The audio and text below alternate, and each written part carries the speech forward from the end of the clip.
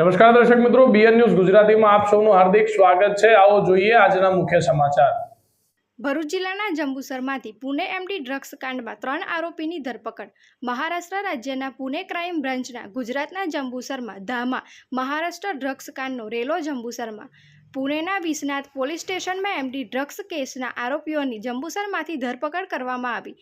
94,26,000ના drugs કાંડમાં Jambusar police તેમજ Pune crime બ્રાન્ચની ટીમને સફળતા મળી। પુણેથી મહારાષ્ટ્રની પોલીસ મોબાઈલ ટાવરના લોકેશનથી જંબુસર આવી પહોંચી।